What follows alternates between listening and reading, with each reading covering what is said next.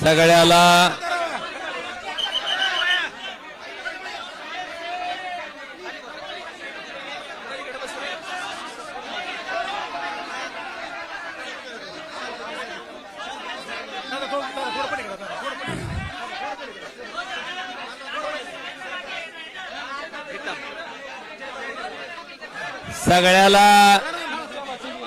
सगळ्याला माझी तुमच्या सगळ्याला विनंती आहे. अरे सगळ्याला विनंती आहे की थोडं शांत घ्या. कृपा करून तुमचा आवाज थोडा कमी करा. सगळ्यालाच विनंती आहे, थोडं संयमानं घ्या, शांततेनं घ्या. सगळं झालंय का? आता फक्त आवाज करू नका. आज मी आल्यापासनं धाराशिव लोकसभा मतदारसंघातील माझ्या जीवाभावाच्या सगळ्या लोकांना विनंती केली होती की आज आपण या ठिकाणी उपस्थित राहावं. माझ्या आव्हानाला प्रतिसाद देत माझ्या लोकसभा कार्यक्षेत्रातील सगळी जीवाभावाची माणसं आज या ठिकाणी उपस्थित होती. जवळपास 4:15 पासनं आता 8 वाजत आलेत. सगळ्यांशी चर्चा आम्ही त्या ठिकाणी केली, सगळ्यांचं मत त्या ठिकाणी जाणून घेतलं आणि ही सगळी मतं जाणून घेतल्याच्या नंतर सगळ्या कार्यकर्त्यांच्या, सगळ्या जीवभाव माणसांच्या ज्या सूचना आहेत त्या पद्धतीनं मला थोडी पार्श्वभूमी सांगायची की नुकत्याच झालेल्या स्थानिक स्वराज्य संस्थेच्या निवडणुकीमध्ये सगळे कार्यकर्ते त्या ठिकाणी लढत असताना सुद्धा जर धाराशिव लोकसभा मतदारसंघाचा आपण विचार केला तर एकाही पंचायत समितीमध्ये, नगरपालिकेमध्ये त्या ठिकाणी आम्हाला यश मिळू शकलं नाही. अनेक सामान्य कार्यकर्ते, अतिशय चांगल्या पद्धतीने काम करणारे कार्यकर्ते सुद्धा या निवडणुकीत अतिशय वाईट पद्धतीने त्या ठिकाणी पराभूत झाले. मी असेन, आमचे सगळे सहकारी असतील, आम्ही 24 तास मधला 24 तास वेळ सामान्य माणसासाठी, सामान्य लोकांसाठी, त्याच्या समस्येसाठी द्यायचं काम आम्ही प्रामाणिकपणे केलंय. आणि याचे साक्षीदार सगळे सर्वसामान्य माणसं आहेत. आपल्या सगळ्याच्या माहितीसाठी आमचा कार्यकर्ता, आम्ही कधी कामात कमी पडलोच नाहीत. लोकांच्या समस्या सोडवण्यातही आम्ही कधी कमी पडलो नाहीत. पण दुर्दैवानं सत्तेमुळं त्या ठिकाणी आम्हाला या पराभवाला सामोरं जावं लागलं. मला आपल्याला अतिशय प्रामाणिकपणे सांगायचंय की सामान्य माणसाच्या कामासाठी खरं तर इथं आम्ही लोकप्रतिनिधी म्हणून बसलेलो आहेत. सामान्य माणसाच्या अक्षरशः ट्रान्सफॉर्मरला सुद्धा त्या ठिकाणी अडचणी येत होत्या. आज सगळ्यांच्या माध्यमातून त्या ठिकाणी आम्ही निर्णय घेतलाय की शिवसेना पक्षात त्या ठिकाणी आम्ही जाणार आहेत.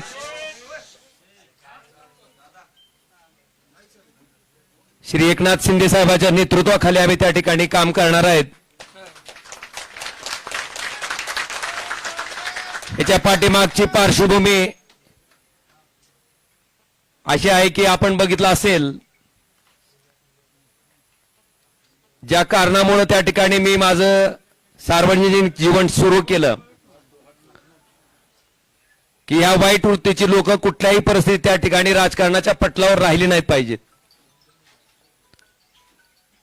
ती भूमिका आजपर्यंत मी त्या ठिकाणी चोखपणे निभावत आलो. कायदेशीर बाबीवर सुद्धा आम्ही त्याच पद्धतीनं पूर्ण आमच्या कुटुंबानं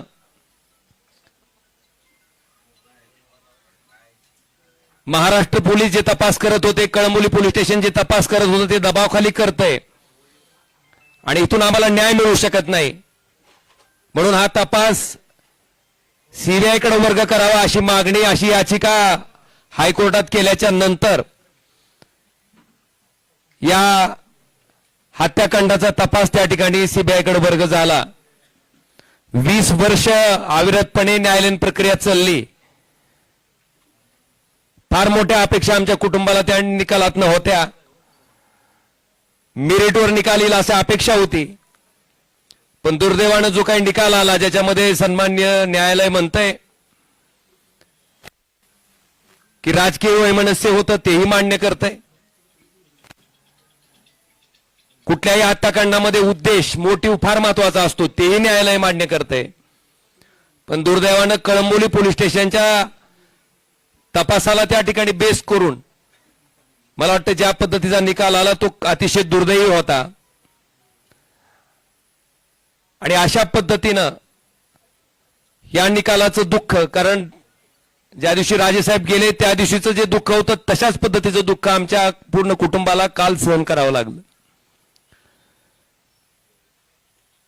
मला वाटतं ह्याच्यामध्ये एक माणूस त्या ठिकाणी सक्षमपणे आमच्या पाठीशी उभा होता आणि त्यांनाही ते पटलेलं नव्हतं. काल ज्या पद्धतीनं निकाल आला त्याच्या बाबतीत सीएम साहेब, देवेंद्रजी फडणवीस, श्री एकनाथ शिंदे साहेब यांच्याशी माझं बोलणं झालं. त्यांनी अमित शहा साहेबांबरोबरही माझं बोलणं करून दिलं. आम्ही त्यांना इतकीच विनंती केली की साहेब आम्हाला कुणाचा फेवर नको आहे, पण आम्ही जे संघर्ष मागच्या 20 वर्षापासून करतोय, फक्त न्याय मागतोय, तो न्याय आम्हाला मिळवून द्यावा ही आम्ही कळकळीची विनंती त्या ठिकाणी केली. आणि आदरणीय एकनाथ शिंदे साहेबांनी स्वतः समोर येऊन स्टेटमेंट दिलं.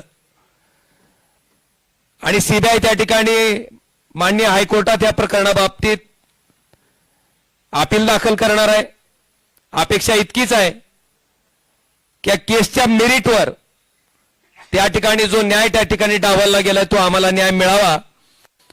आणि म्हणून या सगळ्या बाबीचा विचार केल्याच्या नंतर आपण जर आमची इथली राजकीय परिस्थिती बघितली असेल, बऱ्याच मंडळींना वाटतंय की आता तुमचा एक पक्ष त्यांचा एक पक्ष. मी अतिशय प्रामाणिकपणे सांगतो की कुठलाही पक्ष असला तर अशा वृत्तीला राजकारणातनं थांबवण्यासाठी जे काय करावं लागणार आहे त्याच्यासाठी ओमराजे कधीच थांबणार नाही ना मला कोणी रोखू शकते. आज ज्या सत्तेची ताकद घेऊन त्या ठिकाणी आमच्यासारख्या सर्वसामान्य कार्यकर्त्यावर जो अन्याय होतोय, आज गावागावातल्या माणसाला त्या ठिकाणी थांबवलं जातंय.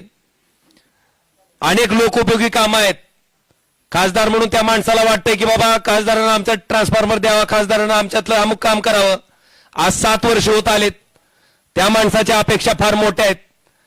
मला वाटतंय निश्चितपणे ह्या सगळ्या अपेक्षांना न्याय द्यायचं काम मी निश्चितपणे प्रामाणिकपणे इथून पुढच्या कालखंडामध्ये करत राहीन. आणि आपल्या सगळ्याच्या माहितीसाठी सामान्य माणूस ओमराजेला ओळखते. 2009 पासून ते आजपर्यंत, 2006 पासून ते आजपर्यंत त्या सामान्य माणसासाठी मी काय काम करतो हे सामान्य माणसानं बघितलंय. आणि म्हणून कुठल्या पैशाच्या हव्यासापोटी, कुठल्या पदाच्या हव्यासापोटी जाणारा ओमराजे नाही. जी काय सत्ता घ्यायची आहे किंवा जी काय सत्तेचा वापर करायचा आहे, कारण आपण जर माझ्याकडची फळी बघितली तर माझ्याकडे मोठे प्रस्थापित माणसं कोणीच नाही. माझ्याकडे सामान्य माणसं, समाजातली शेवटच्या घटकातली माणसं त्या ठिकाणी आज माझ्याकडे आशा लावून बघतायत. आणि मी आपल्याला शब्द देतो की या सत्तेचा वापर हा त्या सर्वसामान्य माणसाच्या जीवनात आनंद देण्यासाठी मी प्रामाणिकपणे करत राहीन आणि ती ताकदीनं करत राहीन. हे वचन मी आपल्या सगळ्याच्या साक्षीनं आज या ठिकाणी देतोय. आणि आम्हाला खात्री आहे की ज्या पद्धतीनं धावून जाऊन काम करायचा त्यांचा स्वभाव आहे त्या पद्धतीने निश्चितपणे धावून येतील आमच्या प्रत्येक.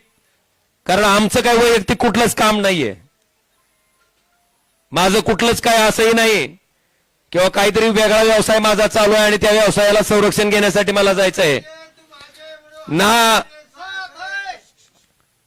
माझ्यावर काही ईडी सीबीआयची बी दाड पडली असंही नाही. बांधवांनो, प्रामाणिकपणे काम करणारा 24 तास मधला 24 तास वेळ देणारा मी एक सामान्य कार्यकर्ता आहे आणि निश्चितपणे यांच्या नेतृत्वाखाली आम्ही अतिशय चांगल्या पद्धतीचं काम आपण जर बघितलं असेल तर कृष्णा मराठवाडा सिंचन प्रकल्प जो की कित्येक वर्षापासून त्या ठिकाणी अपूर्ण आहे. आपल्याकडे बॅरेजेसची कामं आहेत जे की आम्ही त्यावेळेस सुरू केलं होतं, त्याचे एस्टिमेट चालू केले होते. मला वाटतंय या सत्तेचा उपयोग कशा पद्धतीने केला जाऊ शकतो हे निश्चितपणे आम्ही धाराशिव लोकसभा मतदारसंघातील जनतेला चांगल्या पद्धतीने त्या ठिकाणी राबवून, नुसत्या घोषणा नाहीत तर त्या राबवून अतिशय चांगल्या पद्धतीनं दाखवून देऊ, हेही वचन मी आजच्या या पत्रकार परिषदेच्या निमित्तानं देतो. आणि निश्चितपणे आदरणीय उद्धवजी, आदरणीय आदित्यजी, बाळासाहेब यांचा सगळ्यांचा मला प्रचंड स्नेह लाभला, त्यांचे आशीर्वाद लाभले, त्यांचं प्रेम लाभलेलं आहे. मला वाटतंय माझ्या मनात, माझ्या तोंडात कधीही कुणाबद्दलही वाईट शब्द कधी आलेला नाही, येणारही नाही. आणि मी मगाशी आमच्या सगळ्या सैनिकांना सुद्धा सगळ्यांना सांगितलं की एकही शब्द भले कुठल्याही प्रकारची कशाही प्रकारची कमेंट पुढे न आली तर मला वाटतंय मातोश्रीबद्दल आपल्याकडनं एकही शब्द जायला नको, ही मी विनंती सगळ्या आमच्या कार्यकर्त्यांना केलेली आहे. मी त्यांचाही मनापासून आभार व्यक्त करतो.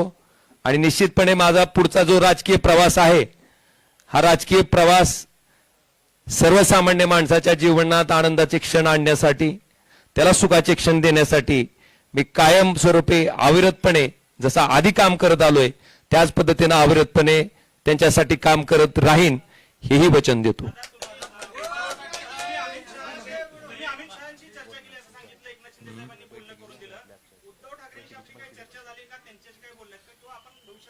काय काय म्हणले?